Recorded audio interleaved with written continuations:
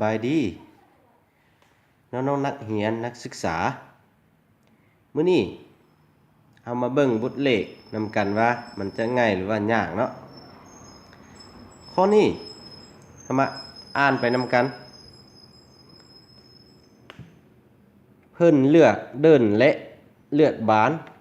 ก่อนจะแข่งขันเตะบานเนาะกรรมการกลางได้ยนเหรียญขึ้นเนาะตามทิศตั้งซากด้วยความไวทำอิฐ15 เมตรต่อวิเนาะถามว่าโดนบันไดเหรียญจึงจะตกลงถึงกรรมการซึ่งถือว่ามืออยู่ตำแหน่งเดียวกับตอนยนเหรียญขึ้นบ่นับแห่งตันเนาะของอากาศและกำหนด g เท่า10 เมตรต่อวิกำลังสองเนาะข้อนี้เฮากะให้ฮู้เนาะความไวทำอิฐเฮาก็ฮู้เนาะความไวทำอิฐเท่ากับ15 เมตรต่อวิแล้วก็ตัวนี้เฮาให้ฮู้ซะแล้วก็ส่องหาเวลาแล้วกำหนด g เท่า10 เมตรต่อวิกำลังสองเอาแกะยุ่นเหลียงเนาะตัวอย่างคือตัวนี้เมนระดับยุ่นตัวนี้คือเหรียญซะเนาะเอายุ่นขึ้นไปเนาะแล้วก็กลับลงมาตัวอย่างคือมาหอดจุดมือจุดเก่านี้เวลาทั้งหมดที่มันยุ่นนี้ใช้เวลาเท่าใดเนาะฉะนั้นยุ่นบอลที่เฮายุ่นนี่มันมีรวงสูงเนาะตัวอย่างคือทำอิฐนี่ H อยู่นี่คือจุด A ซะแล้วก็อยู่นี่คือจุด B จุดนี้คือ C เนาะ H อยู่จุด A นะหรือ C ซะเนาะ AC เลย A กลับมาหอ C เนาะเท่ากับเท่าใด V0 เต้บน1/2 G เต้กำลังสองซึ่งว่า AC เนาะเท่า0เป็นอย่างมันจึงเท่า0เนาะตอนนี้เราต้องมาเบิ่งเวลามันเริ่มเตะจุด A นี้มันบ่มีรวงสูงเนาะเคลื่อนที่ไปจุด B มันมีรวงสูงแม่นบ่แล้วก็กลับขึ้นเตะ B มาหา C มาหา C กับ A นี่มันจะระดับเดียวกันแสดงว่า HAB นี่เท่า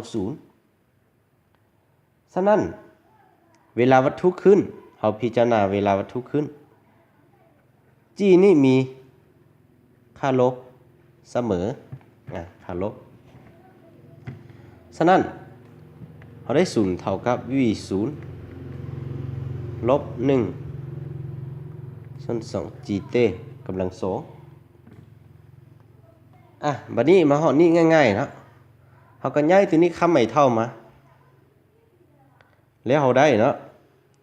คือ V0 เต้เท่ากับ1/2 G เต้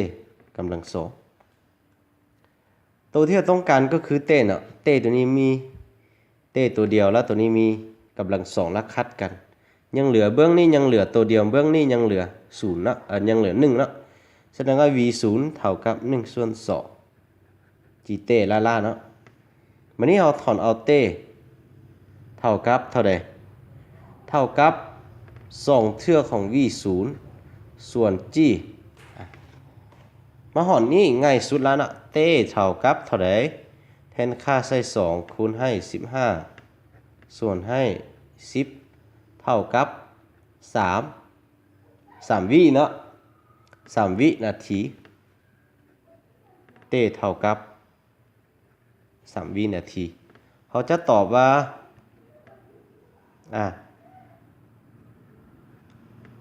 เวลา